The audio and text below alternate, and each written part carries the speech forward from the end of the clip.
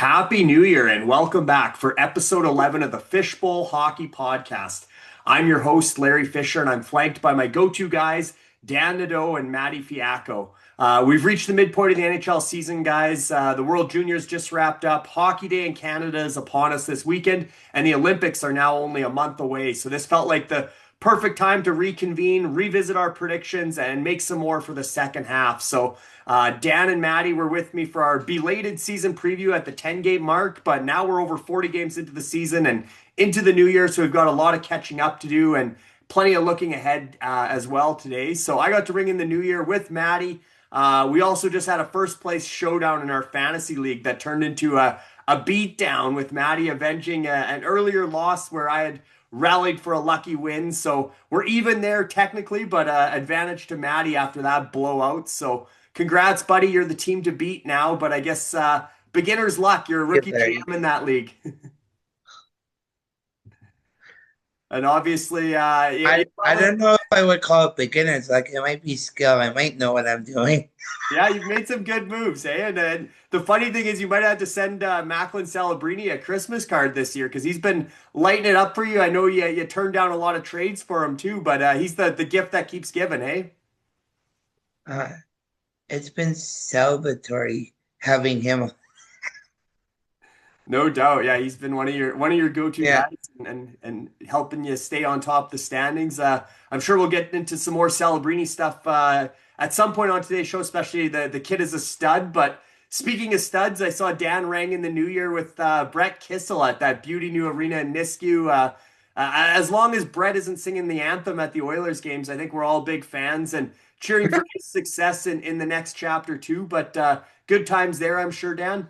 Yeah, it was neat. It was the first ever concert hosted in the venue, so it was pretty neat. So my son and his mom and her fiance, we kind of did a little family event out of it. It's Cohen's first ever concert, so now he's got the live music kick. So there goes my budget for anything I do, and no, it was a lot of fun. It was a good way to ring in the new year. We had a lot of the usual suspects from the Junior Prospects Hockey League kind of around Nisku supporting the event and the venue. So it was a little bit of a mixing work with pleasure and ringing in the new year with some good people. So No, that's awesome. And obviously, next time Morgan Wallen comes through, obviously, Cohen will have to be your wingman so there as well.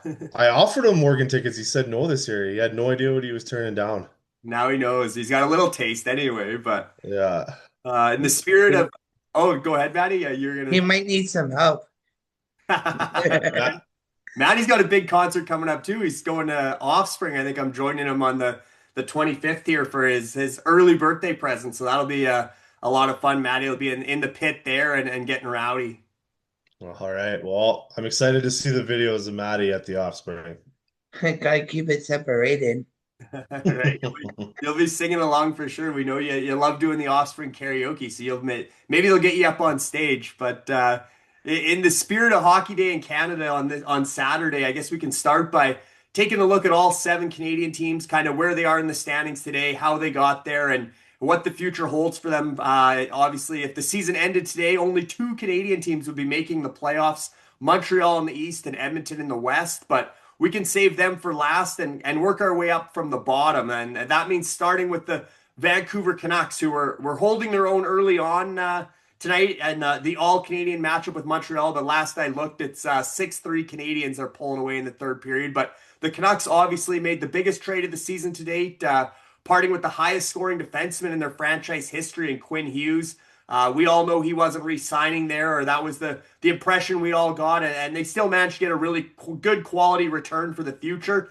But the present has been a struggle for the Canucks under new head coach Adam Foote. I know he isn't throwing in the towel. He's still talking about playoffs, even though we're only halfway through the season. All signs do point to a rebuild in Vancouver and likely a top three pick, which isn't necessarily a bad thing in the big picture. But Dan, what do you make of the Canucks this season? And should Adam Foote sort of accept his fate as the tank commander at this point? No, I don't think you ever should do that as a coach. I mean, your job as a coach, no matter what your position is in the standings, um, or like right up till you're fired, I guess that like I don't think Foot's on the hot seat by any means. I think he's gonna have at least another year or two there to kind of right the ship. But your job is to get the most out of your players. And how can you go get the most out of your players if you, as the leader of those men, are throwing in the towel and kind of giving up? Like, we obviously joke around with a lot of our Canuck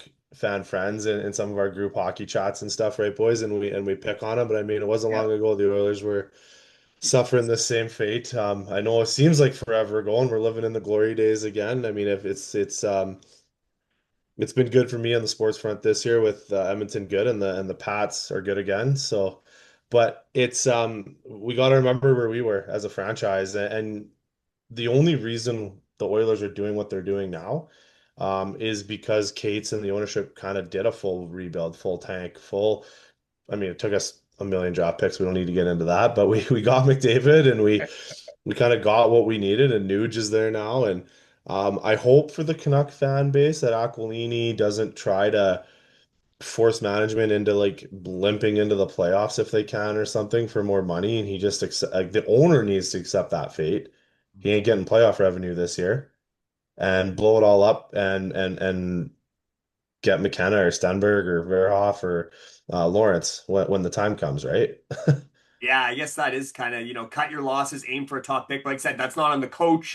He's coaching to win every game, regardless of who's wearing the jersey for him. But It's your Patrick job. Allbean, Jim Rutherford, whoever's pulling the strings there as far as management goes. Kind of funny with the Quinn Hughes trade because Bill Guerin called over to Patrick Allbean, the GM in Vancouver, and he basically got told Jimmy Rutherford's handling this negotiation, so give him a call as president of hockey ops. But whoever's running the show there, they obviously have a lot of pieces left to sell. But like I said, they could, the way the West is right now, the way both conferences are, you run off 5-6 wins in a row, or get a 7-3 record in 10 games, and you're right back in that muddy middle, pushing for the playoffs, but then potentially missing and settling for another pick in the teens, which probably isn't in their best interests. What do you think, Maddie? Are the Canucks obvious sellers, and do you think they could get a first round pick for a guy like Kiefer Sherwood? I know he's been talked about a lot. Maybe the Oilers even come into play here again. There's talk of Vancouver offering Evander Kane back, maybe even at 50% retained, or something around Jake DeBrusk for Andrew Mangiapane. Is that something that interests you? And what do you think of sort of the Canucks trade prospects going between now and the deadline? Yeah, well, I Canucks issue is like so many injuries. It's hard to get like chemistry if you're not playing full time together. Like, I mean, Demko, like Buckbusser, like everyone's been injured. So it's like it's hard to find that chemistry between lines if all of a sudden you're missing your core pieces. And yeah, like I think Edmonton needs some sandpaper this year. Yeah, we'll definitely get into the Oilers and some of their targets and what they could get for Mangiapane. But the Canucks, like you said, obviously, I heard today they might be shutting Thatcher Demko down for the season again. He's got a couple injuries. You mentioned Brock Besser. I don't think he Imagine scored tonight. It'll be 20 games without a goal for Brock Besser, if you can believe that. imagine trading Demko about 2 years ago when Yeah, like there's no value now. yeah, What are you getting for Demko at this point? yeah. It's a big risk, and they just re-signed him too, right, to another 5-6 year deal, whatever that That's was. what I mean. Like, Yeah, I don't know. Maybe the Carolina Hurricanes trade Freddie Anderson for Demko and just swap injured goalie for injured goalie. And maybe. hope that the weather's better in some place or the other and neither of them get hurt anymore. That change of scenery could help them stay healthy. But definitely, you look at that team and what do you really got to move, right? I mean, Kiefer Sherwood seems like a guy that could.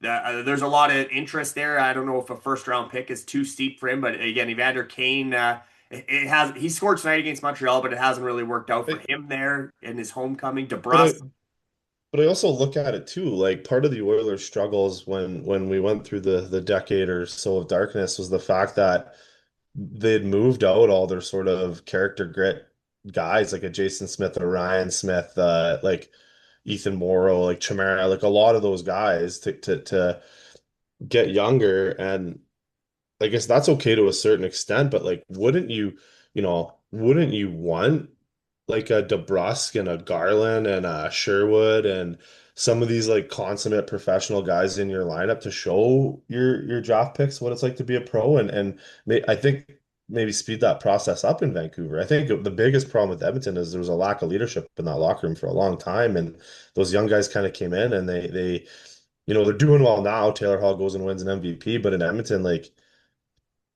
the guy was left to his own devices and don't get me wrong, he's still a good hockey player on the ice, but could we've gotten more out of him maybe if there was some older veteran presence in the room making sure he stays on the straight and narrow.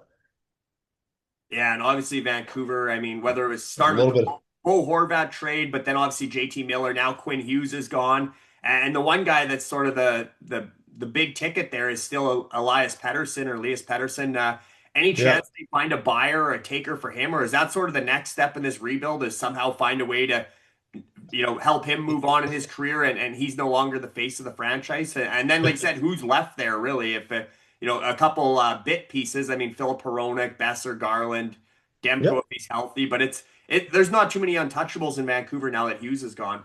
I think if it's me, I would look at moving Pedersen out, and keeping, those other guys you named around as well as like a Hronek or a Tyler Myers. Again, it's not about winning, necessarily and putting those guys in situations like you're gonna over minute some of those guys and I get that, and you're gonna have to understand that you're maybe gonna lose a little more than you win, but you have what I would say is like really consummate pros, showing these guys how to be pros in the NHL, where like eventually like they're more skilled than those guys, these young guys that are going to come in. But there's something to be said about the grind of 82 games, and there's something to be said about how you pick and choose your spots on the road, or don't go to the Roxy every weekend in Vancouver. You know what I mean? Like picking and choosing your spots and when to do it, right? And I think, in a city like Vancouver, you need a couple guys that are going to be able to pull those guys kind of under their wing and they have a Trevor Linden there where some of the guys will live at probably, but it's still he's not in the locker room every day either, right? And so is a Pedersen a guy that can do that? I'm not sure that I've seen that from him out of his career. Dynamic, high skill, elite offensive hockey player, but he's been so up and down and so inconsistent that I'm not sure he's that like pinnacle of like doing the right thing every day either. You know what I mean? Yeah, and even the Sedins, I don't think have a as close of a relationship as you'd expect with him, maybe because they were those consummate professionals. They're Yep. still around the Linden, some of those franchise players of the past. But again, is it time to blow it up completely, start over, and really make the faces of the franchise the new guys like Zeev Buum and Marco Yeah. Rossi, Liam Ogren, Jonathan Lekaramaki's doing well in the AHL. Obviously, he'll be back up, but if they move any of these guys, he's kind of the next man up. But ideally, along with a Gavin McKenna or an Ivor Stenberg, or maybe even, like I said, a Tynan Lawrence, there's going to be a new face of the franchise for Vancouver potentially in June at the draft. 100%. And Maddie, Winnipeg might be in that mix too for one of McKenna, Stenberg, Lawrence, Keaton Verhoff. Some of the defensemen are still in the mix as well that Winnipeg might be interested in. But somewhat shocking, Maddie, that the Jets are in this position as last year's President's Trophy winner. Obviously, topped the regular season standings. They won't be throwing in the towel. They're going to certainly try to soar in the second half. They were missing MVP goaltender Connor Hellebuck for a stretch. Jonathan Taves seems to be shaking off the rust, gaining some momentum. I think he's got goals in consecutive games. So there's some encouraging signs, but Winnipeg, obviously, they're not too much ahead of Vancouver. They have an uphill battle, if you want to say uphill both ways, and 6 feet of snow just to get back into the playoff race this season. So what do you think of Winnipeg, Maddie, and any chance they're going to right the ship? I feel like the Jets took off the autopilot mode. I feel like they're in a tailspin right now, trying to get back on course for safe landing. Um, yeah, like then Taste hasn't really panned out, not doing much. Like, I mean, like they have what Cole Perfetti and Velarde and Kyle Connor, but and then yeah, they have like Lowry, but like Lowry wasn't is not producing like he was last year. That's for sure. Yeah, he had the injury there too, and obviously Mark Scheifele didn't make Team Canada. That was a big thing. But now it's kind of like, where are they going with this season? Are they, is it time to sort of punt and look to next season? There's talk of selling on some vets, guys like Luke Shen, who we know, a former Rocket, somebody the Oilers might even be interested in. But what sort of makes sense, Maddie, for the Jets here? Should they stay the course and hope Hellebuck steadies the ship, or for a second half resurgence, or is this they're too far behind, and obviously they're probably not going to catch the big three: Colorado, Dallas, Minnesota in that Central Division. But you look at the wild cards are wide open. Still, they could certainly get into that. What do you expect from the Jets over the second half? They gotta get back to playing Jets hockey. I mean, like I expect them to maybe sail in that wild card spot, but it it's really an uphill battle in Manitoba. Right, there you go. Any chance of that happening, Dan? You think the wild card? And are you surprised Scott Arniel still has a job there as head coach? Oh, I know we had a bit of a surprise firing today. Dean Evison in Columbus is sort of. yeah. We were talking the next coach to be fired. Dean Evison might not have been top of mind, but he's out in Columbus. Scott Arniel. I know Kevin Cheveldayoff's pretty loyal to his guys, but obviously Scott Arniel. There was higher expectations for the Jets coming off a President's Trophy winning season. Again, rumored suitor for Kiefer Sherwood. Maybe he helps on kind of the third line, brings in that Brandon Tanev type thing. Some jam to their bottom six. But Brad Lambert not lighting up the AHL as one of their top trade chips. I don't know if that's who Vancouver would take back for Sherwood. But what other changes can they make to trend up, and maybe starting with the coaching staff? Well, I mean, here's the thing.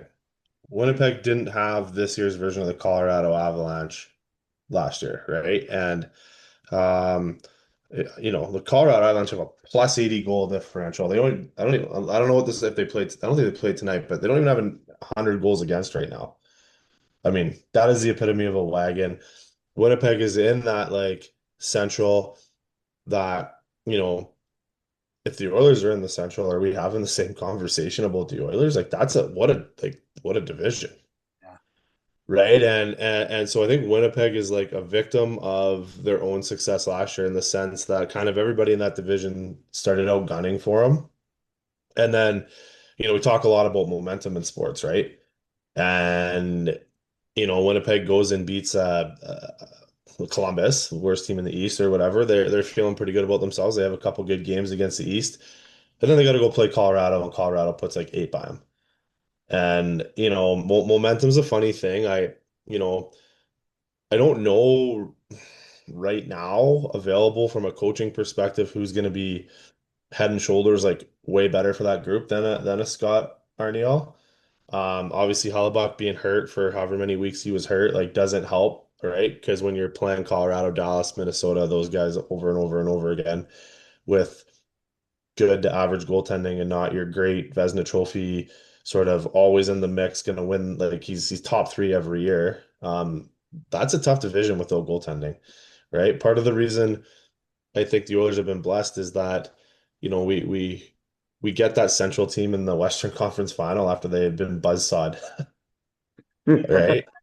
That's a great point too. Yeah, that So division is probably I'd say I know people say the Atlantic too if Florida gets healthy, but that division feels like the strongest division in the league with those top three teams. oh, And it does feel like the Jets are, to me, maybe they sneak into a wild card, but it's definitely going to be a tough they're sledding going forward. And because of that tailspin while Hellebuck was out and Eric Comrie not quite able to hold the fort there for them. so like a couple things I look at when I look at stat, like they're 9 points out, but their goal differential is only a -8. So they're in every game. So now that Hellebuck's back and healthy, and who knows this Olympic break, and it re-energizes Taves, and Scheifele's going to be pissed because this is like how many years now where he doesn't make Team Canada. Like, what more can that guy do? Like, there may be a little bit of piss and vinegar, as we like to call it, coming out, and they could very well sneak into that wild card spot because. Um, Yeah, like I don't know what I haven't looked at their schedule, but they're not like, like for instance, St. Louis is, what is it, one St. Louis is 3 points ahead of them with 2 games in hand, and they're a minus 47 goal differential. So that's telling you that they're out of more games than they're in, where it's the other way around for Winnipeg, right? Yeah, probably some bad luck and maybe kind of however you want to say it, back to the mean. Some of the results should start turning for Winnipeg, and they seem Yeah. like a team that could get that momentum going the other direction and reel off a decent win streak, especially with Hallebuck in the zone to get right back in the mix there for the wild card. Colorado does play tonight. They got the Leafs and Austin Matthews in town All in right. Denver. But Colorado's actually starting Trent Miner tonight, so that might be interesting. I don't know what's up with Blackwood and Wedgwood, who's been obviously the best goaltending tandem in the league, but Trent Miner's getting the start against the Leafs tonight. So Because it's the next, Leafs. it could be a high scoring game potentially. And obviously Colorado has owned the Jets, but next up, if we're keeping our working our way from the bottom of the standings to the top, again a bit surprising they're ahead of Winnipeg right now. But next up, the Calgary Flames, and obviously our buddy Marshall, who's been a guest on the podcast, and your brother-in-law will be listening. So don't go too hard on them, Maddie. But I know you made the Snowtoba joke, but I was going to say they get the Chinooks in Calgary, so it's mild compared to Winterpeg, but obviously the melting point is still a long way off for the Flames. They have decisions to make on guys like Rasmus Anderson, who's I seen a rumor to Detroit for Nate Danielson and a first round pick. I know Nate Danielson has ties to Calgary. His girlfriend, fiance, is actually a daughter of one of the girls I went to high school with, and they live in Calgary. So he would certainly like to be a Flame, but obviously Anderson's a big ticket out there, a right shot defenseman, along with teams that are looking at a number two or sort of a 1B centerman. Nazem Kadri is probably as good as it gets for this year as far as a offensive center at the deadline. Blake Coleman's one of those guys that's won cups, I believe, in Tampa, but just been a gritty role player as potential trade bait or trade chips to further the rebuild in Calgary. But there could be some resistance there. I know Dan mentioned Aquilini and Vancouver needing to accept a rebuild, and Calgary as well. Murray Edwards and sort of more so from ownership than Ryan Huska, the coach. But Calgary likes to stay competitive as long as possible. But as this goes forward, should they be throwing in the towel now as far as making moves or big moves before the Olympic break, or should they keep fighting the good fight and trying to hold their own in the Battle of Alberta? Do you think the Flames have any hope of making the playoffs this year, Maddie? Nope. That's the short answer. Um, Here's why. Um, like, um, just like they just like their defense is like they get lost, and their forwards, they're like young forwards. They're like, I mean, Zari's playing good, but like they don't really have much depth up the middle. Yeah, they'd To, miss Kadri for sure if they do move him. yeah, yeah, to compete in this league in the Central or like the Western Conference, you need like your top four centers that are going to be like right down the middle. Your defensive winning draws to start with the puck in your own end. Yeah, those are good points for sure. And obviously Dustin Wolf's the future there in goal, and their goaltending tandem, Wolf Cooley, have been decent, but I think the fan base, from what I've been hearing and seeing, they are ready to bottom out for any of those big three. McKenna's still probably the sexiest name with his ties to Western Canada, having played in Medicine Hat. A lot of Calgary people are familiar with him, but you got Keaton Verhoff, obviously, especially if you're moving Rasmus Anderson. You got Verhoff as a big, sturdy, better version of Dion Phaneuf back in the day, developing alongside their top prospect in 2025 first rounder Cole Reschny, who had a great World Juniors for Canada, and Stenberg, Ivor Stenberg, probably had the best showing of the draft of all the draft eligibles at the World Juniors for Sweden. So Dan, assuming Winnipeg does overtake Calgary and the Flames wind up sort of in the bottom three or as one of those lottery teams, interesting question. Who would you want as far as the draft goes, if you were Craig Conroy, who do you have your eyes on between McKenna, Verhoff, Stenberg, or like I said, maybe even a guy like Tynan Lawrence is gaining momentum now that he's at Boston University for the second half? You're taking the forward that can score the most points if you're the Flames at this point. You need that dynamic. I mean, the reality is Huberdeau's not getting it done. Um, there's I don't know. He's in the NHL, so I feel bad saying it, but there's 10 million wasted right there on a guy, right? And you hope maybe one day he can rebound, but they need forward help right now more than anything. I mean, at the end of the day, you gotta Dustin Wolf's got a 2.97 GAA. Like he's playing well for them, but the problem is they can't score goals. Like they cannot score goals, and they have one of the lowest goals fours in the league of all teams, bottom or top. And it's not like Wolfie's not keeping it out for him. Shout out to the undersized goalies. I love those guys. They battle and they compete. But yeah, and so uh, even if they move Anderson, I mean, you're still gonna have a decent back end there with like Bruskevich is coming along, right? Um, Patchell, Perek, Mackenzie Weegar. That right side's okay. Like it's not a bad right side even with Anderson gone. If you're looking at rebuild and retooling, but who are you breaking the puck out to if you move on from like a Kadri or a Coleman? All right, like Backlund's probably there forever. Backlund's probably going to finish his career as a Flame unless he wants out. But I think that would be a him. Sharon Govich is sort of coming into his own for them too, right?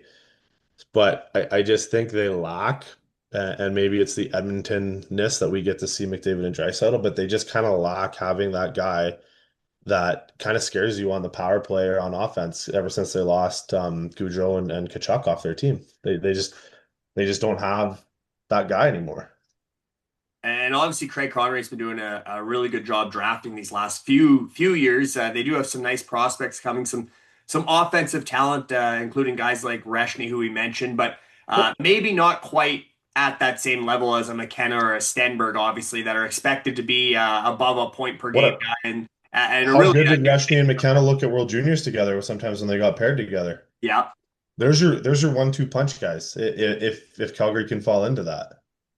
And I think that's probably where they trend in the second half, but you never know. I mean, if they don't make these moves sooner than later on, especially on a guy like Anderson, he's still playing for a contract next year as a UFA. So if the longer he stays in Calgary, the more he's going to help them, and maybe they stay ahead of Winnipeg or they sort of hang around outside of the bottom three overall, and I mean, who knows? Maybe Verhoff falls into that 4-5, and you still end up with Reshny Verhoff pairing, but like you said, I think the sexier forward or the higher scoring forward is definitely the most attractive asset for Calgary. And then moving over to the East. Oh, sorry, go ahead, Dan. You want to weigh I in? think even I don't think Verhoff gets the 4-5.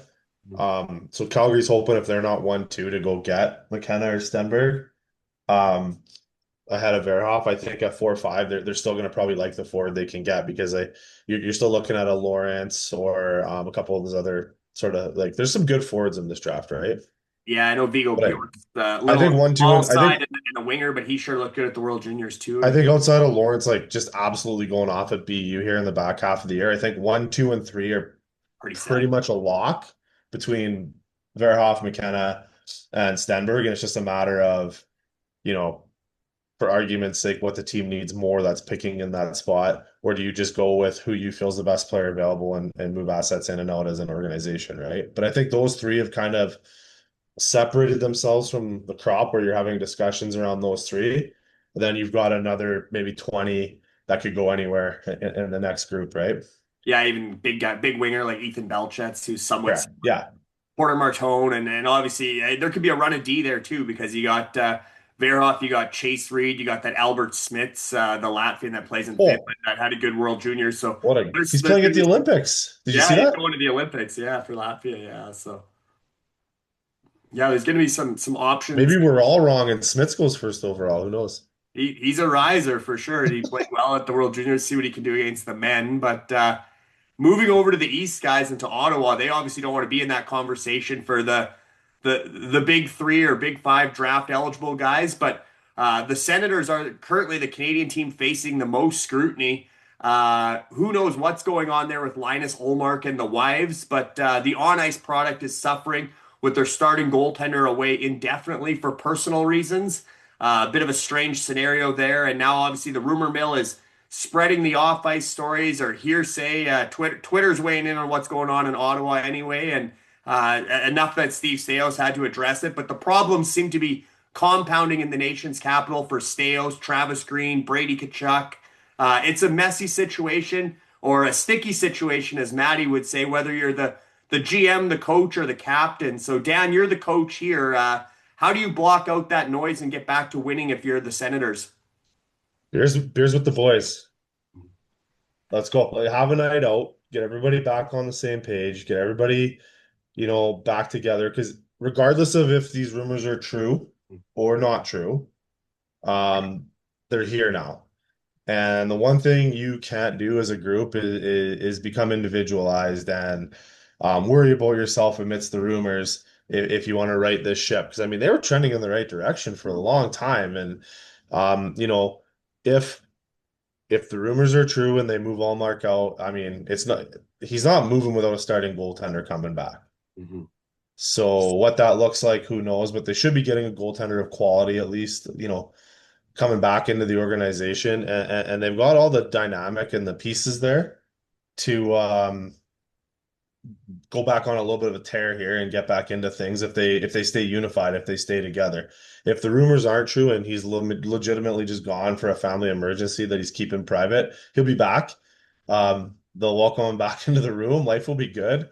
And everybody will be winning again, right? But I can understand. I mean, Ottawa's a small market, right? Like if you think about it. So it's I don't know if they've got a road trip or something coming up, but if I'm Steve Staios or Ann Lauer and Green, I'd be grabbing the company Amex and going anywhere but Ottawa together and having some beers and just getting these guys back together, back to loving each other and back to unifying that room, and making sure that they start pulling the rope in the same direction they did at the start of the year before they kind of got unraveled here.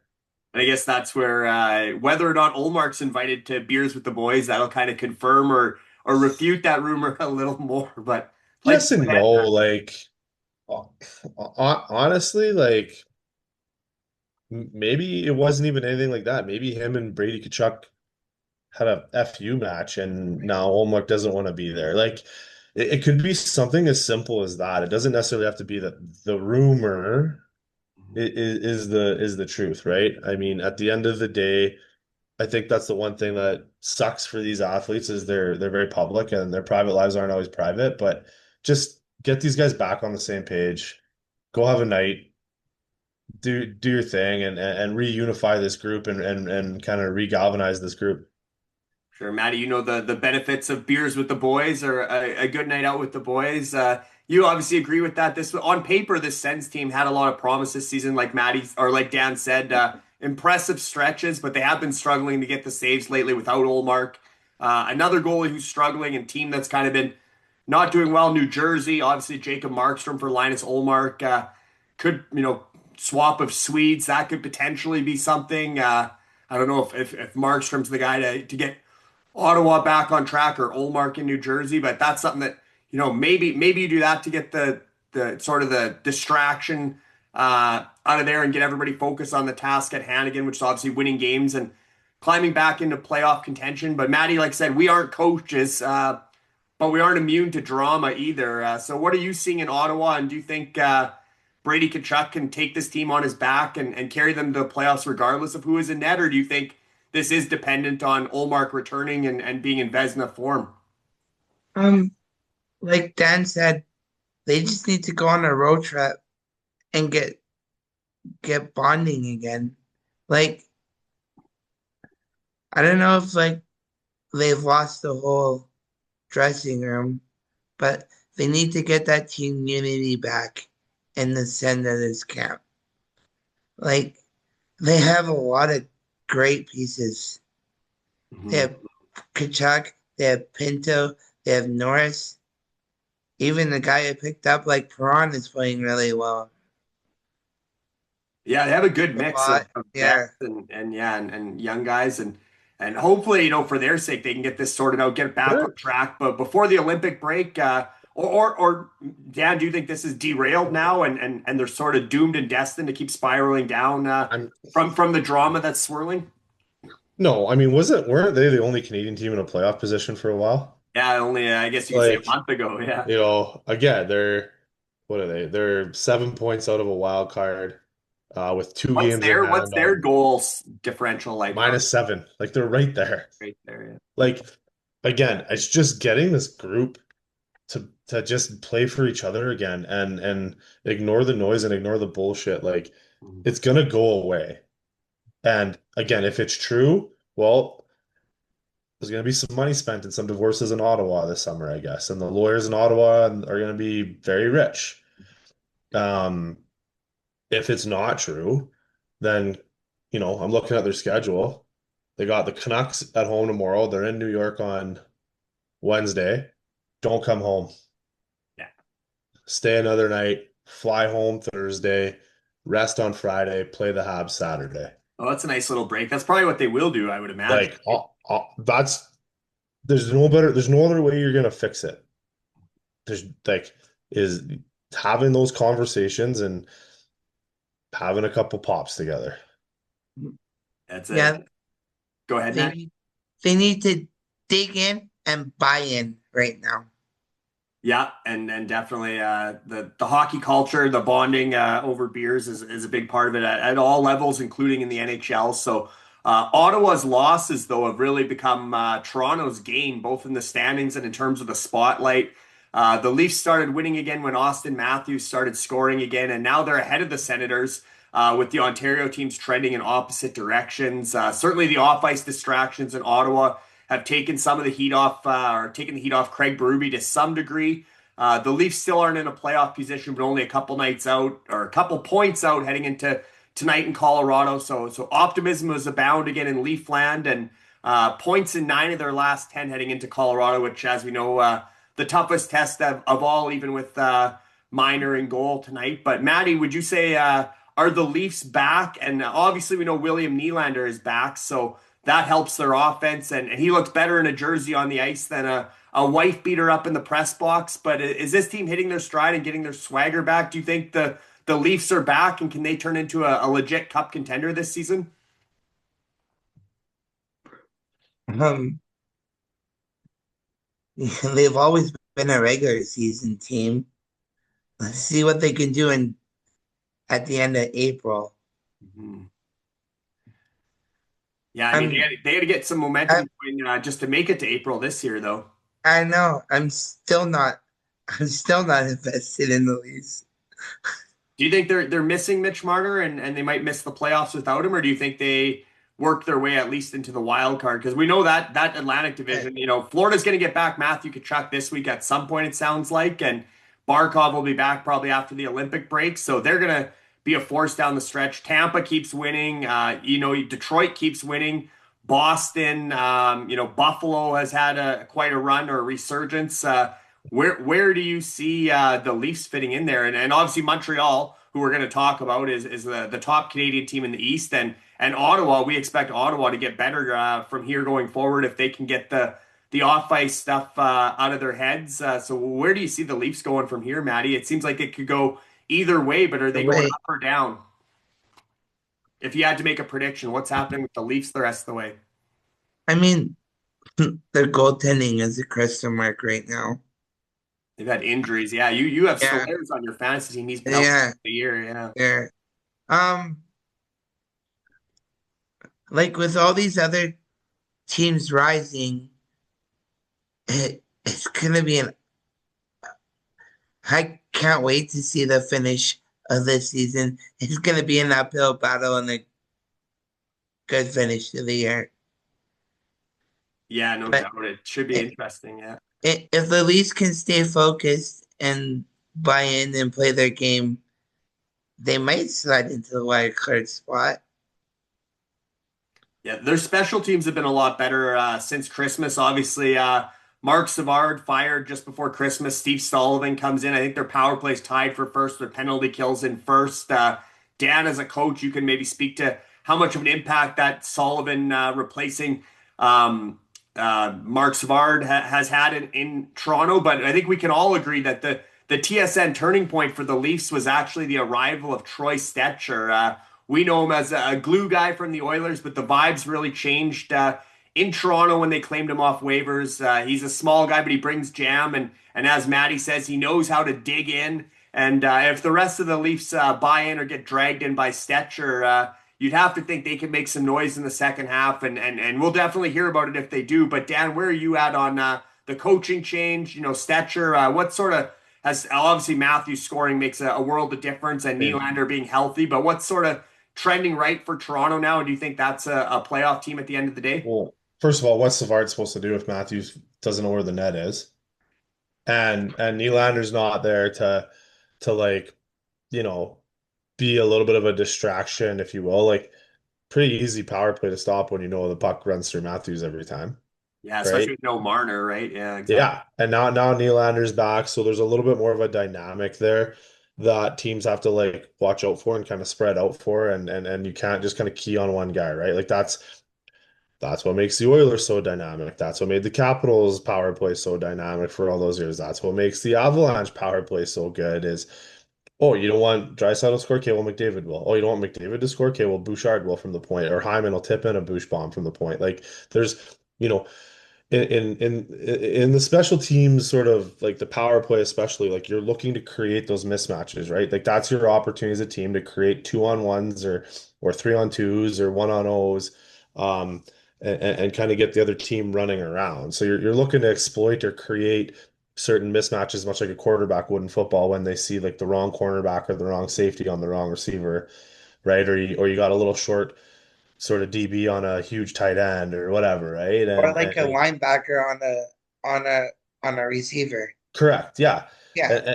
And so that's kind of what the power play is. But when you're lacking your three of your dynamics, well, two because Marner's gone and Nylander's gone, um, pretty easy power play to kind of stop. You just take away their best player, and there's not a lot left there. Not, and that's not knocking on the rest of the Leafs. I mean, Nyes is good. Like there's players there, but they're not those level, right?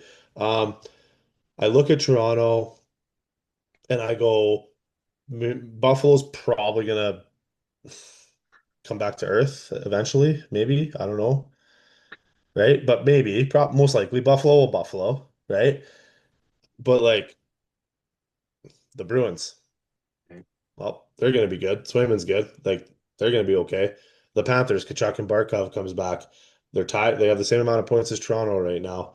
Like, our buddy Stuart Skinner might figure out how to save pucks in Pittsburgh, and then Yeah. who knows, right? So that's such a tough one to call for Toronto. And um I don't know that Matthews is the leader to pull guys through a fight like they're gonna have to go through from like I don't know that he's willing to do what it takes from a laying your body on the line and taking some lumps and playing some defensive hockey, things like that to really pull this team through. Yeah, they need their leader, their captain, Matthews, to step up and like I said, it's going to be tough to, they lost a lot of ground there, so it's going to be tough to make that up. I know at one point in the East, I think from first to 16th in the East was separated by like 8 points or something, but Oh, there's been a little bit more separation now, but it's still really tight. And when you look at that tight, man. Atlantic division in general, it seems like everybody but Ottawa seems to be winning there. I know Florida, Sam Reinhart in Florida went into Buffalo and won tonight. I think you're right. Sabres are what, a 14-year playoff drought, longest in North Yeah. American pro sports.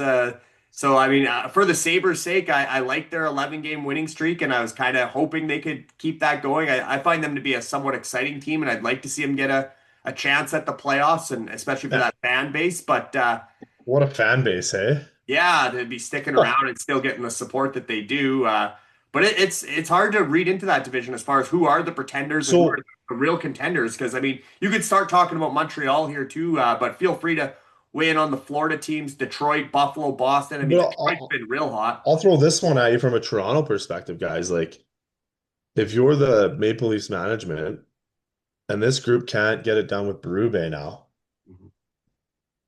is it time to start looking at the like moving on from a Matthews or a Nylander? Because Yeah.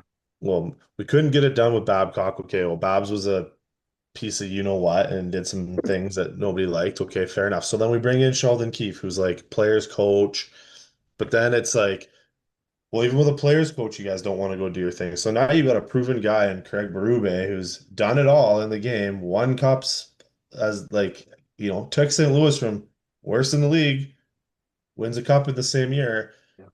like with probably less pieces than Toronto.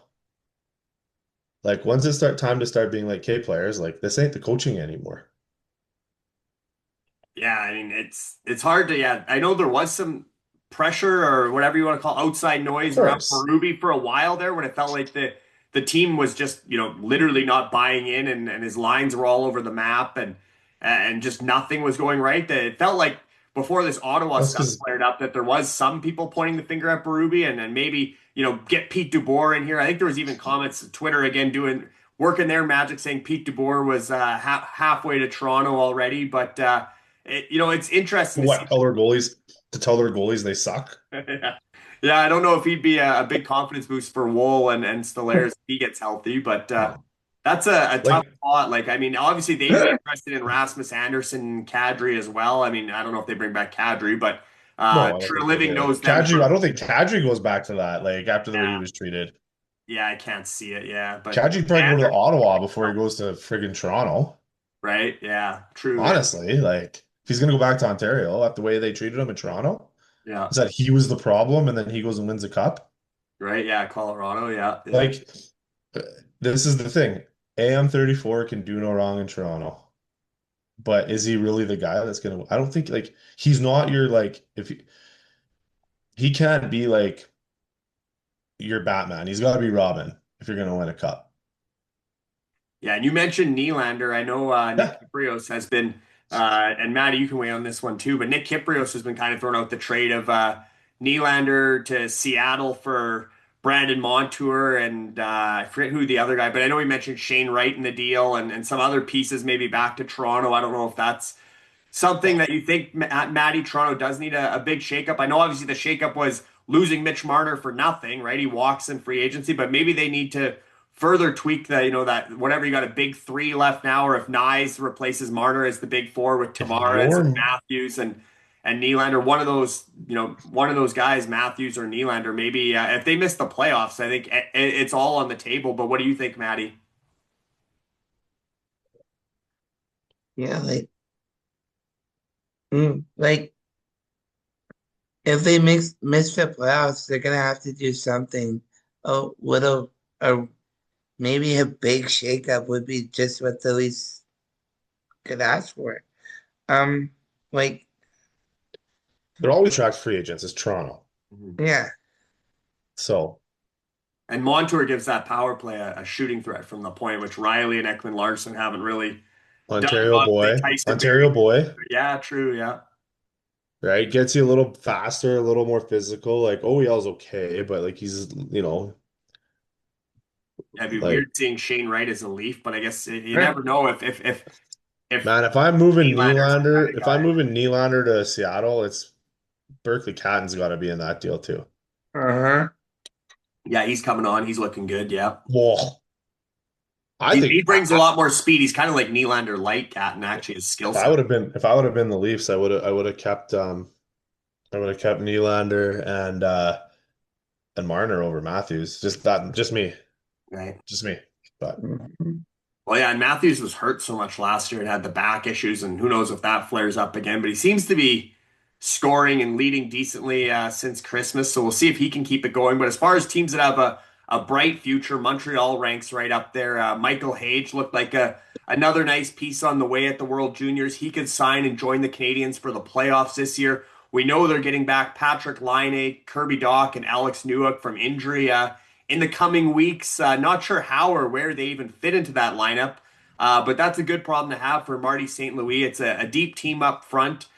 in Montreal. But Dan, do you think that's a team that's built to win in the playoffs? I know they still have guys like Josh Anderson and Brendan Gallagher and stuff, or are they still too much on the smaller side overall with Cole Caulfield and Lane Hudson among their go-to guys? I mean, we saw how Tom Wilson bullied them in last year's first round. How far do you think the Habs go this year, and how much of it, or is this more of a, kind of the baby steps thing for the Habs? Um, I guess it really all depends who you're getting in the first round. Are you getting Tampa Bay or are you getting Florida? Yeah. Right? One, Both two, scary. they're both scary but the X factor right now for Montreal and is what do you get? What's Dobish or Fowler or Montembeault? Like what do you like who are they for like really? Your back end is fine. Like you're fine. Hudson, Gooley, Jack guys, they'll be okay. Struble, right? Your forwards are fine. Demidov, Gallagher, Line, Newhook, Slavkovsky, like Tessier, coming on, hey? Like that guy might lead France to a gold medal at the Olympics, right? Kirby Doc, like there's an X factor for you. Can Kirby stay healthy through the playoffs, right? Because that's your 6'4" power forward that Yeah. can do damage in playoffs, right? And so I think the biggest thing for Montreal right now is make the playoffs, but don't like that's another city where there's a lot of pressure. Don't expect a cup this year. Don't put that pressure on these guys. Let them enjoy the moment. Let them be in the playoffs. But this is where you've got to figure out as an organization what you have in net. And can someone really steal that crease and be the guy down the stretch and come playoff time? Because the rest of the makeup of that team is good. And the prospects that are coming, like you said, with like Michael Hayes and some of these other guys, like that's a very, very, very, very scary team in about 2, 3 years. Very scary. Yeah, I think a lot hinges on goaltending there in Montreal. Like I said, Sam Montembeault has been much better lately after a rough stretch that took him out of Olympic consideration. He would have been one of the potential returnees from the Four Nations tournament, but Montreal still has a crowded crease with Jacob Fowler and Jakob Dobis also competing for starts. The three guys in goal, not as good of a problem to have as far as depth goes, even if all three are winning more often than not. I mean, I know Fowler's up getting the experience. He might be the guy they go with come playoffs or the guy that they believe gives them the best chance at success, both present and future. Do you kind of agree with that, Dan, or do you think Montembeault's back to being the man in Montreal and they're trying to get him to the level he was at maybe heading into last year's playoffs? I know he got hurt in the playoffs and Dobas had to come in there as well, but a lot does hinge on goaltending, no doubt. Again, I think it's anybody's crease right now, and I like no one's stolen it. And one of those three men would have to steal it. I mean, Fowler, I guess if you want to go purely numbers, Fowler does have the best numbers, but Small strength of sample size schedule. still, yeah. What's that?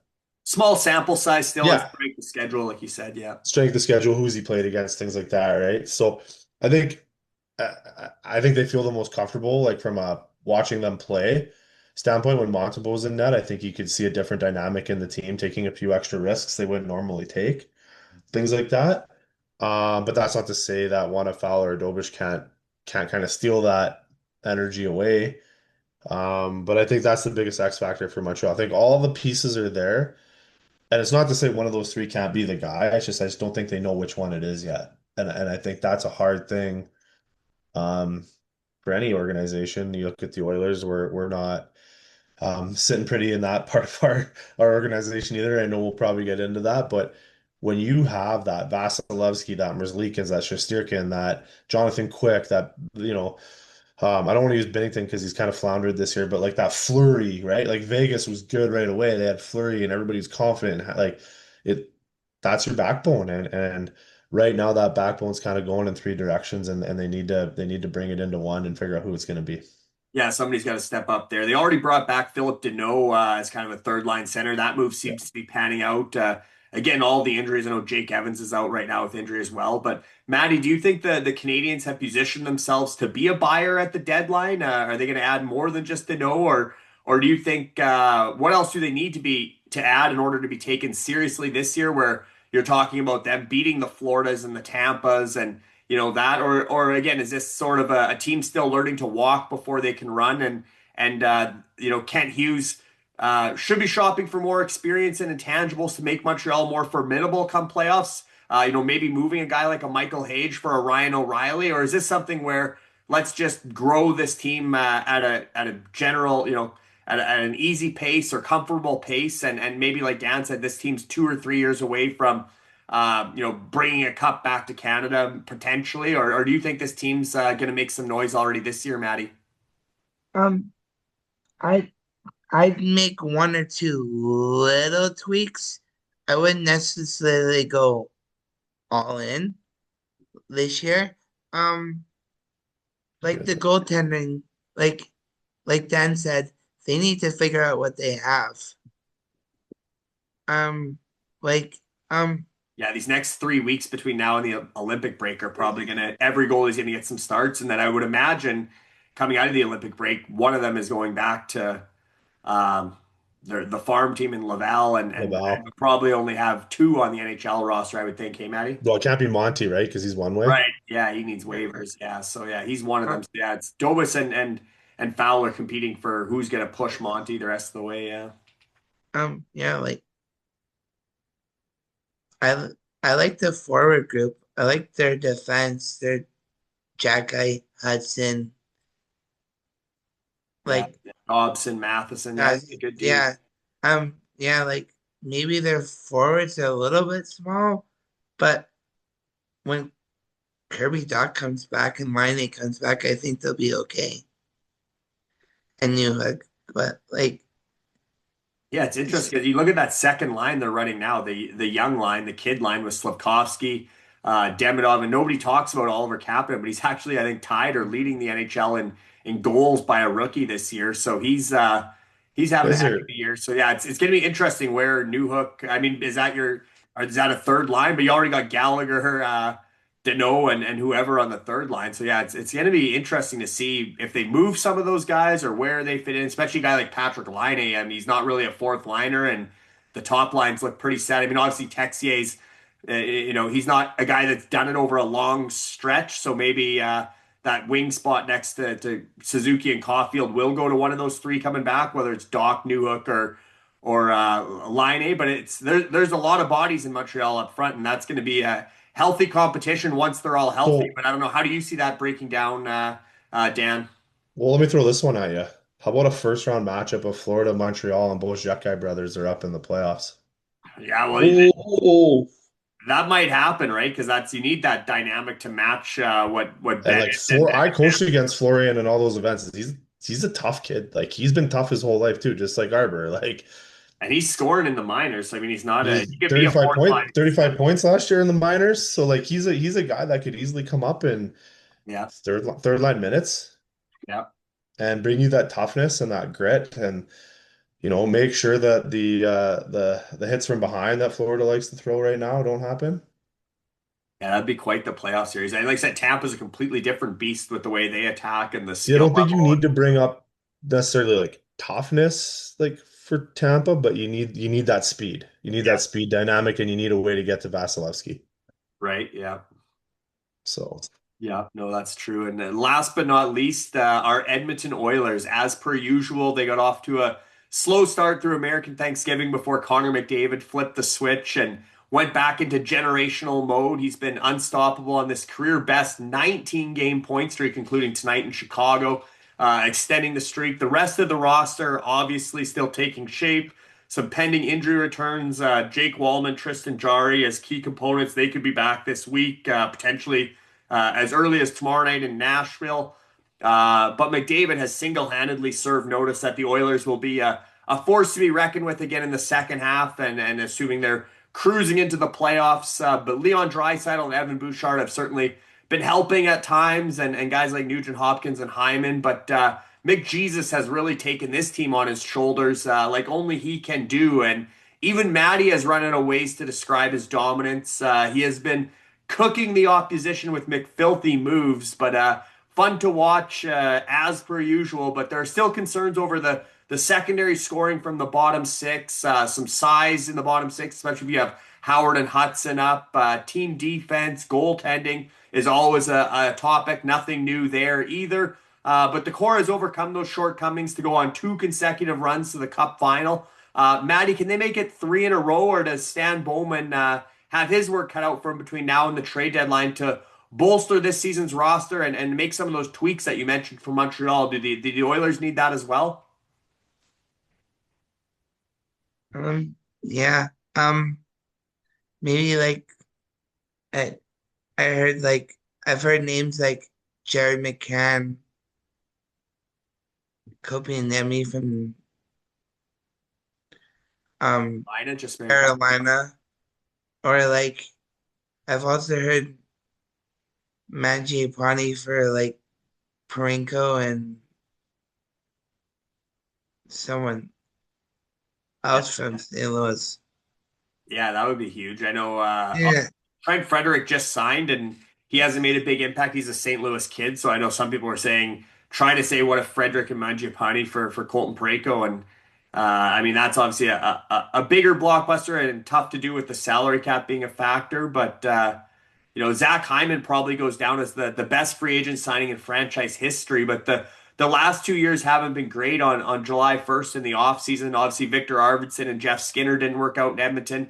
Now you got Mangiapane and Frederick failing to make a positive impact, finding themselves on the outside looking in as healthy scratches lately. Mangiapane, like you said, Maddie, I think he does likely get flipped sooner than later, probably for a similar forward or potential upgrade if possible. But now you got Adam Henrique sidelined long term until after the Olympic break. So this next stretch will be these 3 weeks here will be a good test for Jack Roslovic, Matt Savoy, Ike Howard, like I said, perhaps Quinn Hudson, who continues to light up the AHL. He's been kind of up and down, but if he gets back up, to see whether they can carve out roles in the bottom six. Quinn Hudson got a 2-year contract extension today as well, so they obviously see him as part of the future. But you look at a third line center like Ryan O'Reilly or Boone Jenner. I know Columbus changed coaches today. Maybe that impacts whether or not Boone Jenner could be available. But those guys seem like a likely or ideal target, more so than another top six winger like an Alex Tucker. We mentioned Jake DeBrusk earlier.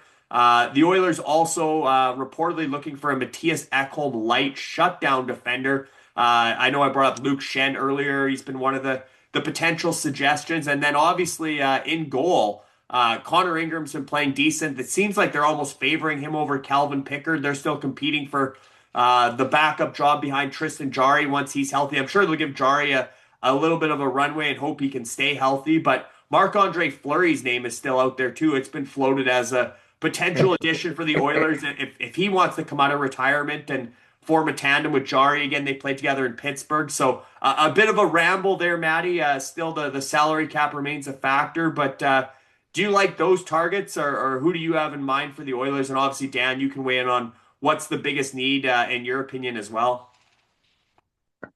Um, first of all, I think we need to get like somebody for the penalty kill, and we need some sandpaper. Well, we have it if Frederick Yeah, decides to Right.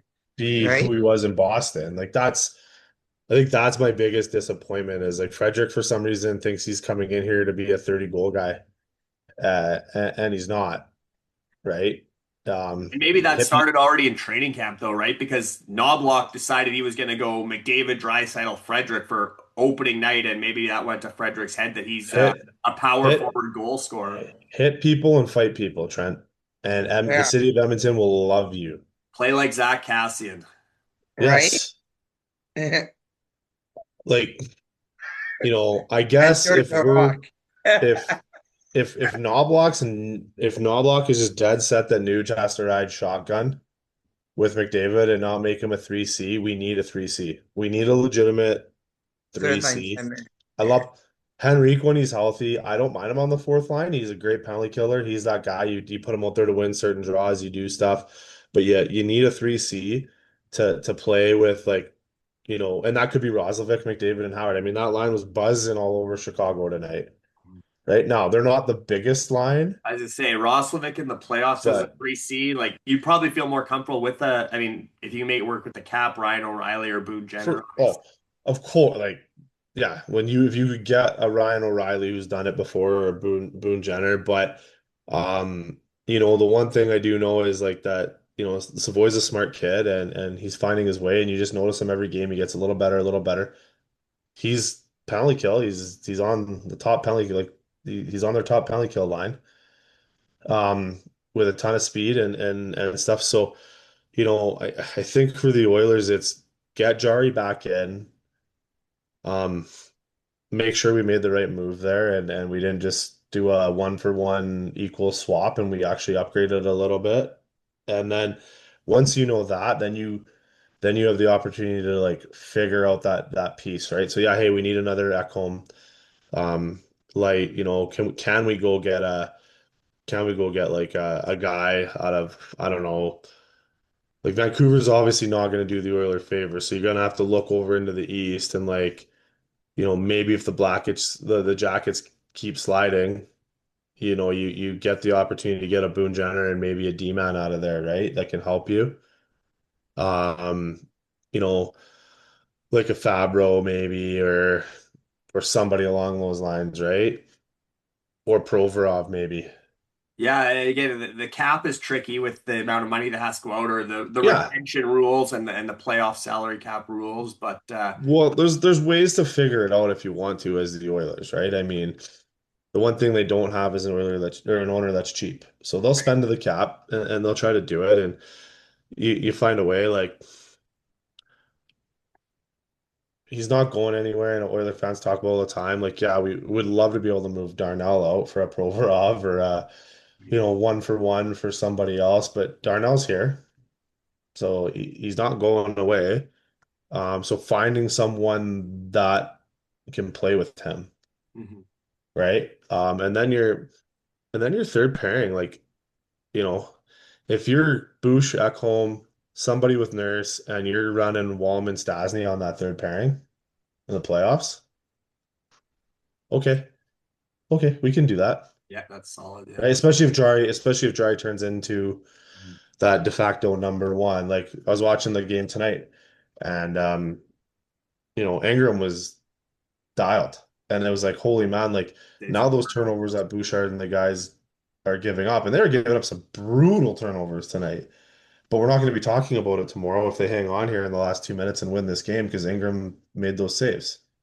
And I think that's been the hardest thing on, a guy like Bouchard or a guy like Nurse is they're going to like a Bouchard, especially who has the puck on his stick more than 90% of the D-men in the NHL because he starts every single breakout for the Oilers, even strength or power play.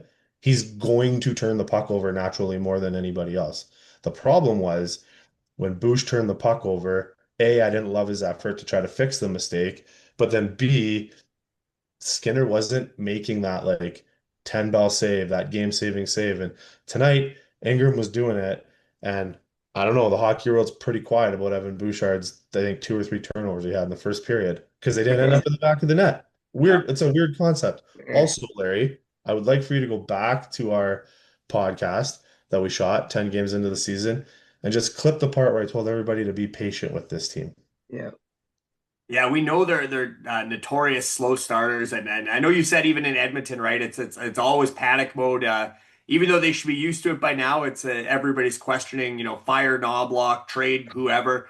And you mentioned the goaltending front. Obviously, that's still probably the biggest question mark, just because Tristan Jarry's been hurt, and yes, Ingram seems to be maybe outplaying Well, Pickard or looking like a potential NHL goalie again. But Stuart Skinner, like I said, obviously settling into Pittsburgh. I think he's got some of the best numbers in the league since the holiday break, playing well for the Penguins. So yeah, that but let's be honest, he did the same thing in Edmonton too. yeah, and Like it felt like a he move that had to be made, right? I mean, even if looking back, some people say just based on save percentage, or maybe it's a potential mistake. But when you look into the playoffs and what Edmonton's been through the last 2 years, it felt like the time was right for Skinner to move on. And I think even he felt that or knew that, and maybe made that known to the organization that he would welcome a change of scenery to not have all the pressure and wow. weight on his shoulders come playoffs again. I mean, he's still got a sub 900 save percentage. Like Stuart Skinner did good things in Edmonton. That's for whatever, for all the deficiencies and all the grief that, he caused us and the amount of hair off my head that fell out during playoff time and other times with him being a little bit leaky. Um, he did good things in Edmonton too, right? Like he had these heaters where he'd get like 4 or 5 or 6 or 8 wins in a row where he'd only let in two or less. But it was like the fact that he couldn't do that consistently. And that it felt like if McDavid and Draisaitl couldn't outscore Skinner's mistakes But there, or, lack thereof stealing games, because I don't like, I'd have to look back, but like, I don't remember a game. And even when he got a shutout, it would be like an 11 or 12 or 13 save shutout because the Oilers just held on to the puck all night. Like, I just don't remember a game where I'm like, oh my God, Stuart Skinner completely stole that for the Oilers tonight. We got outplayed, and Stuart Skinner just did everything he could. Or those And super timely saves too, right? Where it's yes, you need that and 1 2-on-1 save or whatever, right? yeah, it's just like if you're gonna win a Stanley Cup, your goaltender is going to make one save a game that he has zero business making to swing the pendulum in your direction. Or look at the last two finals. The Oilers would be like out shooting Florida 15-5 after the first period, and they'd be losing 1-0. Right. Yeah. And it's like now doubt's creeping into Edmonton's head, and Florida's like, well, all we have to do is put pucks on net, we're gonna win. Right. And so it's like it's not letting in ones that you should save that are like high glove clean from like the point where you can see it the whole way and track it. And then Or the it's Sam Reinhart winning goal 2 years ago in Game yeah. 7, right? A low And then glove. it's and then on top of that, it's like one to two saves a game where you're post to post stretching out and everybody thinks it's going in and the knob of your stick hits it or your glove hits it. And I know that's a big ask, but to me, those are the teams that like those are Stanley Cup caliber winning goaltenders, is the guys that can do that for you night in and night out every time they're in the crease. And I know that's a tough ask. I know it's a big ask. There's very few goalies in the NHL that can do that, but there's a reason why those goaltenders make 8, 9, 10, 11, 12 million dollars a year. Yeah, including Bobrovsky. And I guess the good news is the Oilers did hold on for this win. They poured in a couple empty netters, including a Leon Draisaitl. Yeah, I Like just saw that. he wasn't on the board on those first two goals. So for the parlays, Maddie, that's good news. That Leon at least gets 1 point tonight. But Maddie, who's your tandem in goal for the stretch run into the playoffs? Are you leaning in favor of Ingram over Pickard at this point? Obviously, again, when this could happen as early as tomorrow, potentially, right? I mean, Ingram gets a 4-1 win tonight in Chicago. If Tristan Jarry wants to play tomorrow, I know there's other ways they can do this. They could send Howard back down, but potentially this is the end of the three goalies on the roster tonight already. It's possible that we see one of them. I think obviously Ingram could go back down without waivers because he's on an emergency recall. I think he has up to 9 starts. I think tonight was 7 or 8. So that would be Yeah. the easy decision, but this could be the end of the line for Pickard as an Oiler. Do you think that, Maddie, or who's sort of your tandem for the stretch run? And do you still have Marc-Andre Fleury on speed dial, or are you keeping his number handy in case Ingram doesn't look that solid or Pickard? Do you think the best thing for the Oilers, especially with Jari maybe being a little injury prone, would still be to have a guy who's won a cup before, like Marc-Andre Fleury, as the backup for the playoffs? Obviously, they have to sign him by the trade deadline. yeah, I I do like right now. I do like Ingram over Pickard right now, and Jari. But if Jari can't if Jari can't stay healthy, we might have to have the flower on speed dial. Yeah. God Skinner, forever grief you caused us as Oilers fans. Thank you for the job you done, but like it was time to move on. Yeah, I think so too. And the one thing with Skinner is he was durable. He didn't have a lot of injuries over those years, and Mhm. I'd say he was, to some degree there was a level of consistency there. It just wasn't a high level of performance, right? I mean, he was just sort of average at all times. He, like Dan said, he never stole you games. He never got you that big save at the big time. And even tonight, I mean, Ingram made a couple of those off the turnovers where he did sprawl out Oh, that could have been a 2-1, 3-1. I know Chicago didn't even have Bedard in the lineup tonight, but there were some grade A chances that Ingram made some big saves early, and he comes They away could have with been up another 2-0 in 4-1 the victory. first five. Yeah. So to get a 4-1 victory out of there with some sloppy play early, and nobody remembers the turnovers, like Dan said, as long as they don't end up in the back of the net. But I guess with Edmonton's potent power play firing on all cylinders again, and all that playoff experience from the past 2 years, I think the Oilers, regardless of how the goaltending shakes out, have to be considered the Canadian team with the best chance of bringing home the Stanley Cup in 2026, as long as, knock on wood, McDavid, Draisaitl, and Bouchard stay healthy. That's the big three there. Obviously, Hyman. Hyman Yeah. too. Yeah, I mean, we saw the I, value of I I think the I think final not last. having Hyman in the finals hurt us more than um anything. I mean, Right? Mhm. Yeah, he's a very important guy. That especially he was with all the hits he was throwing in the playoffs, setting records and stuff for that's what I most mean. hits. Like he was, yeah, he was He's a leading. man on a mission. Absolutely, yeah. And you look at all the Canadian matchups on the schedule this week, guys, leading into Hockey Day in Canada on Saturday. Tonight, we had Vancouver visiting Montreal. Tomorrow, Vancouver's in Ottawa, and then hosts Edmonton for Hockey Day in Canada on Saturday. Oilers Canucks that night, which is also when Ottawa entertains Montreal and Winnipeg welcomes Toronto. A real busy week for the Oilers, though. 5 games in 7 days. Again, started with the 4-1 victory tonight in Chicago. Tomorrow, they're in Nashville, home to the Islanders on Thursday and the St. Louis Blues on Sunday. Following that Vancouver nightcap to end Hockey Day in Canada on Saturday. So big week for the Oilers and for Canadian hockey being in the spotlight. As for the playoff picture, though, guys, through Sunday, outside of the Canadian teams, we've spent most of the podcast talking all about the 7 Canadian teams, but who has been the biggest surprise for you? And we've talked about some of these kind of in passing, but obviously Detroit, the Islanders, Philadelphia, and Buffalo heading into tonight or through Sunday, they were all occupying playoff spots in the East. I know Buffalo lost tonight. Maybe somebody overtook them as a result. But those 4 teams there and San Jose and Seattle. Seattle went in and won at MSG again tonight. Sharks and Kraken exceeding expectations in the West. They actually have overtaken the hot starters in Utah and Anaheim. When we did the season preview 10 games in, Utah and Anaheim looked like they were going to be the surprises in the West, but now it's San Jose and Seattle. Who stands out to you, Maddie, as the surprise team this year when you look at Detroit, the Islanders, or Red Wings, Islanders, Flyers, and Sabres in the East, and Sharks and Kraken in the West? Who jumps out at you as the team that you didn't expect to be in the playoffs, or that's playing better than you anticipated? Um, yeah, I didn't in the East. My surprise team is the Islanders. Matthew Shaver's been giving that team a whole new set of life right now, Absolutely. and they're getting great goaltending with Shesterkin, Sorokin, yeah. Sorokin. Yeah, Okay, the other Russian.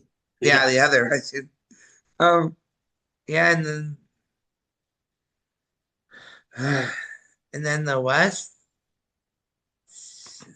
San Jose. You're looking at like another young star in Mackin Celebrini, and Tyler Toffoli's playing well right with them. Yeah, you acquired Toffoli to have that pairing in fantasy this week. But Oh, that's Celebrini, I mean, he's got to be in the heart. cheat code. Yeah. Yeah. Guys got the cheat code going on, hey, in fantasy. Yeah, he's lighting it up this year. I think he's in Div 2 with me, but I think he's third overall in the league in total fantasy points. So he's right up there.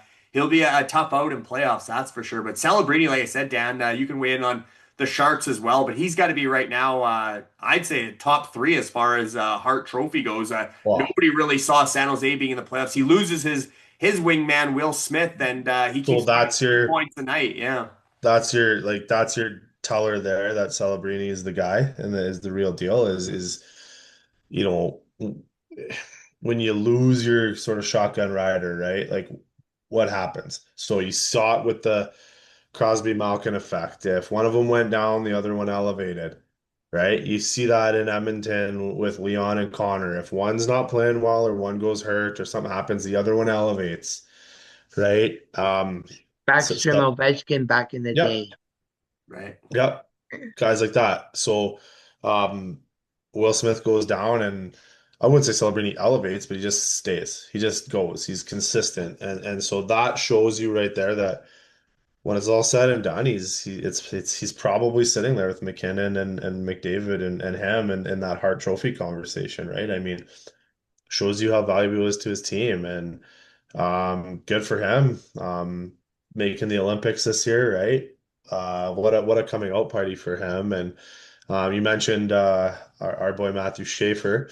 Um, it's the same thing when I talk a little bit and I chirp some of our friends that are Medicine Hat area people about McKenna and have a little fun saying Verhoff's going to go first and he's better. But who knew that a 6'2" smooth skating defenseman can change a franchise? Yeah, we could be looking, or we probably are looking right now, Dan, at back-to-back years of Calder Trophy winning defensemen. Obviously, Lane Yeah, Hudson won last year, and there's Matthew Schaefer. It would take a lot to knock Matthew Schaefer out of the I Calder think spot right now. yeah, I mean And Demidov's going to try, Mhm. but I just look at what Schaefer's done in a way harder position where to be an elite NHL player. Like D and goaltending are the two hardest ones to be the best at in the league because you're a little more on an island and a little more exposed. And Schaefer comes in and does what he does, and it's hard not to love the kid. Hey, like just what a personality. I love the spitting chicklets with him and Biz, and he's chirping Biz about buying him a nose job with his signing bonus, and things like that are good for the game. And he has such a personality, and he's so much so that even a guy like Tom Brady like brings him under his no bull banner for his footwear, right? And like specifically puts out a social media post saying, I want Schaefer, right? And probably premeditated, probably already had him signed, but it's still pretty neat to see like his personality where he's transcending our sport now into other arenas and into other avenues. So really good for the game, really good for the kid. He won't remember me, but I definitely was around him when he was in Bantam hockey. I used to go watch a lot of his games because a couple of my friends had kids on his team, and I kind of saw him at a young age and was like, this kid's he's gonna be pretty. I never, you know, I knew he was gonna be special, but I didn't know he was gonna be this special. Let's put it that way. Yeah, and like you said, Matty too. He really revived this Islanders franchise, and what a lucky roll of the or lottery ball there for the Islanders to move up 10 spots to get that pick, and for him to have the impact he's had as a teenage defenseman. I mean, he's breaking all the records, right? Most points, most goals, whatever, by teenage defensemen. So yeah, he's had a crazy run, and then you think like celebrating the fact he's in the Hart conversation and didn't win the Calder. I mean, not to say Lane Hudson didn't deserve it, but I wonder if that even motivated Macklin a little more. I mean, obviously he's a team guy, not really individual accolades, and he really is the face of San Jose. But you watch the Sharks and how he drives them. But Dan, you look at those teams, those six teams we mentioned that as a Sunday through Sunday were in playoff spots. I know you already said Buffalo is going to Buffalo, so maybe I know your answer on here. But the Wings, Islanders, Flyers, Sabres, Sharks, and Kraken. Any chance all six of those teams stay in the playoff picture, or which ones do you think are most vulnerable to be overtaken by the Torontos and the Winnipegs and Ottawas, some of these teams that we've talked about that are on the outside looking in right now? Well, I think the Wings have a sizable enough lead that I don't know they fall out of a playoff spot. Like they're 8 points up on Buffalo, Washington, Bruins, nine on the Leafs, things like that. So I think the Wings are okay. I think the Lightning are okay. I think the Canadians are going to be okay. I think what it's going to come down to is who's going to what's going to happen between the Islanders and Flyers and the rest of that Metropolitan Division, right? With Pittsburgh being right there, the Capitals being right there. Um, Something tells me we're not going to have to worry about the Devils this year, right? They did win. So They did win the Battle of the Hughes brothers tonight. I was just glancing at the yeah, but scores. And yeah, there's a prime example. No one's talking about New Jersey right now because everybody's worried about what's happening in Ottawa. That locker room is in shambles because guys wouldn't move their no movement clause to get Quinn Hughes yeah. there. I seen Dougie Hamilton got at least a point or two tonight, but I know he was a healthy scratch last night or on the weekend. So yeah, that is So there's some tension in New Jersey for sure. So if you're the Oilers, like, do you try to throw Nurse at the Devils for Hamilton? I mean, it wouldn't be Like, it would be worth a phone call, a conversation. But obviously, Hamilton didn't have the best experience in Calgary. The museums weren't nice enough there, or whatever you the should case. So I don't know if you he should would. see you should see the Royal Alberta Museum here, buddy. You'd love it. And we got the Science Center too. So, That could be a but tough one to get him to wave to Edmonton if he's not no, I waving don't think he waves for Edmonton. I don't think he waves for to Edmonton either. Vancouver. Yeah. But yeah, like, so you just look at Pittsburgh, Washington, like, do they catch sort of Philly and the Islanders, right? And then, do the if they do, can the Leafs slide in to like ahead of Washington? Like the what does Florida look like? Like there's a big dynamic there, but I think, your sort of your Atlantic, your top three in the Atlantic, outside of an epic collapse, I think are pretty set in stone. Where you're going to see some movements in those top three in the Metro and then in through that wild card. And yeah, I think Florida, like, I mean, Matthew Tkachuk's return is imminent. It's going to be this week, most likely. And he stayed out longer than people expect. I think because he plays a physical style too. They want to make sure he's fully recovered from surgery. But I'm sure he's a guy that's gonna, he knows that they're not currently in a playoff spot or just right in that wild card race. But I think he could. And leading up to the Olympics, he's going to want to ramp his game up. I think these next few weeks, you could see Florida, especially winning in Buffalo tonight, a little boost. I could see them. I think if I'm not mistaken, they won in Ottawa on Saturday as well. So I think they're a team that could go on a little bit of a run here now, and with Matthew Tkachuk back and really look like, you look at, I mean, not to bring the WHL into it, but the Kelowna Rockets, Memorial Cup hosts, are currently, I think, eighth place in the Western Conference, but loaded up a bit at the deadline. And they're a team that nobody wants to play in the first round as a wild card or an 8 seed. And the Panthers would certainly be the same, especially if they ended up in that Metro bracket instead of the Atlantic. I think they would do some damage there. And I wouldn't rule out a three-peat, especially if Barkov can get up to speed after the Olympic break between then and the first round of playoffs or whenever he's healthy. So I still think Florida, the fact they basically kept the gang together there, re-signing Ekblad, Marchand, some of the other guys that were key pieces in their playoff run. They get Seth Jones healthy here eventually again too. So I think that team to be hanging around the way they are with the bodies they've been missing and the fact Sam Bennett doesn't make the Olympic team. And I mean, obviously our next show, guys, is going to be likely an Olympic preview in a few weeks, including our medal predictions. So we can save that conversation for another day. But those rosters were recently revealed and continue to be a hot topic. I just mentioned Sam Bennett there as one of the snubs, but along with the whole arena mess in Italy and the fact the gold medal game features a 5 a.m. Pacific time puck drop here in British Columbia. Dan, you get a 6 a.m. I don't know if that's your normal alarm time for work. Probably not your normal alarm time on a Sunday morning. That's going to be No. an early Sunday morning, or like I've been telling people, it might be a late Saturday night. And manage to stay up for the 5 a.m. puck drop. But however you want to look at it, assuming Canada's playing for gold, that'll be we gotta work the body clocks one way or another to make sure we're supporting the boys. But it sounds like the games are going to be a go now. Obviously, there were some concerns about the arena, but they've done some test events, and the players are pumped to perform on that stage. So I think we can start ramping up our excitement level as well. And maybe just Maddie, what are you most looking forward to about the Olympics? I know. What storylines are you following closest between now and Canada's tournament opener? I know Braden Point actually got hurt tonight, and I seen Dan texted in one of our group chats, paging Sam Bennett or Sam Bennett getting ready to go kind of thing. Yeah, But Canada opens against Czechia, Maddie, on your birthday. That one's a birthday. 7 a.m. start for us. I hear you got the pubs are going to open and have the game on for you at 7 a.m. on your birthday. Yeah, Oh, at train station. That'd be. But that's going to be one game you're looking forward to. What are you most looking forward to about the Olympics in general, Maddie? What storylines? Um, I want to see Connor McDavid get a gold medal. Maybe that'll boost his other chance of winning something and get a Stanley Cup. Because if you look at Crosby, he had no Stanley Cups until he won the gold medal with Pittsburgh in like 2010. Yeah, well, yeah, that golden goal really So the caused him kicked up. to Yeah, doesn't get any better than the golden goal. And yeah, if Oh, McDavid could come up with one of those. Obviously, he was key. I think he was in on yeah. the winning goal or the in the Four Nations tournament last year. So we know McDavid can be clutch, but I think you're right.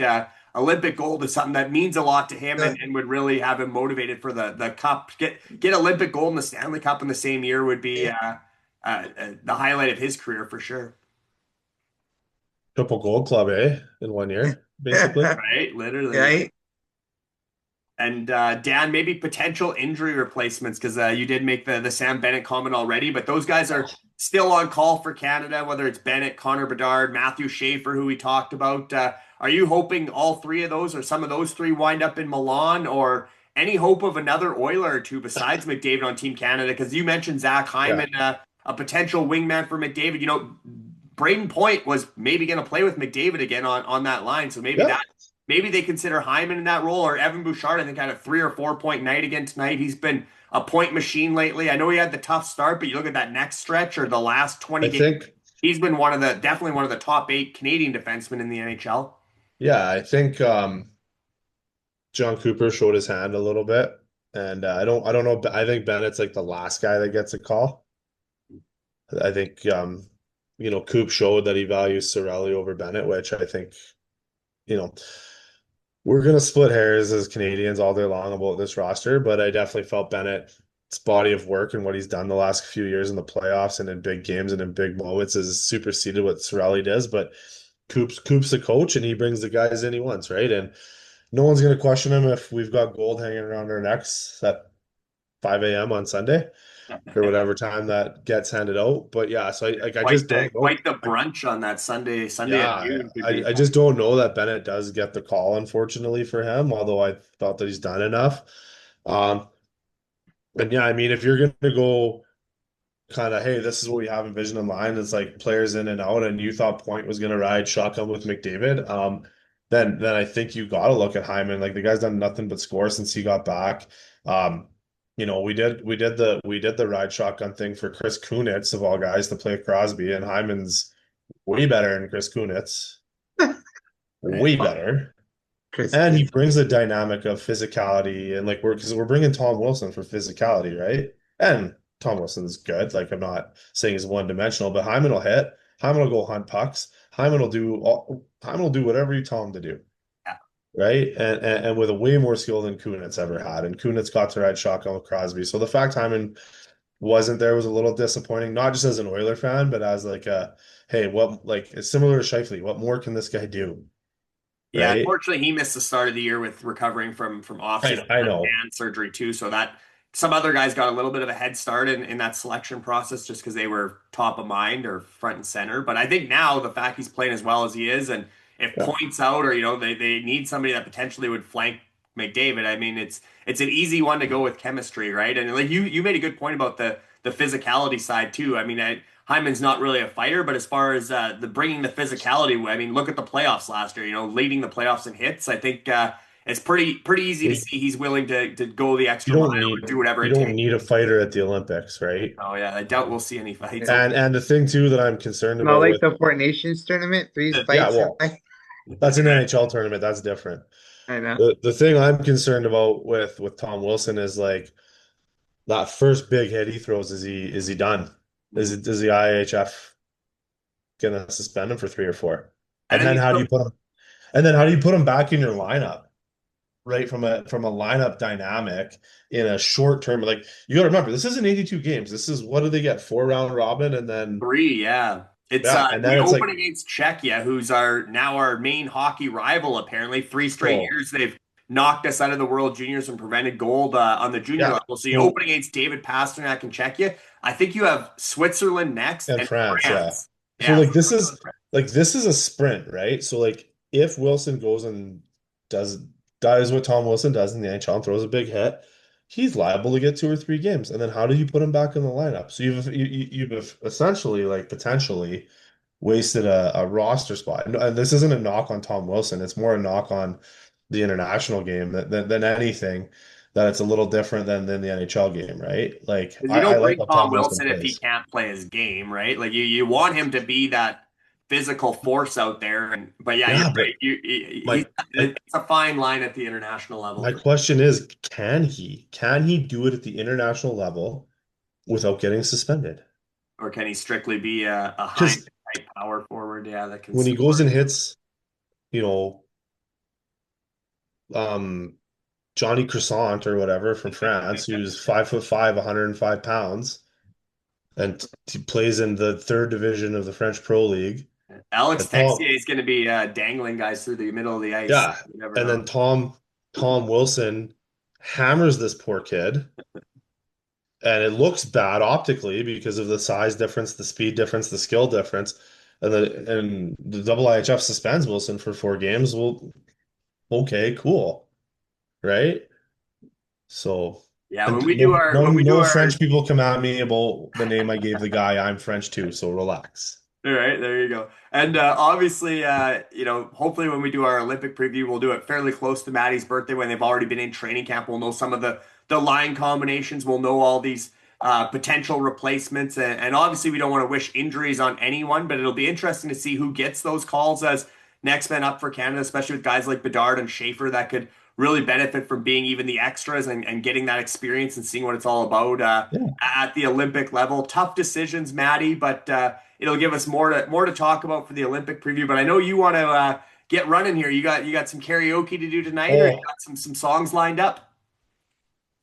Yeah, a few what do we songs. got? What are we singing tonight, Maddie? What's on the docket, buddy?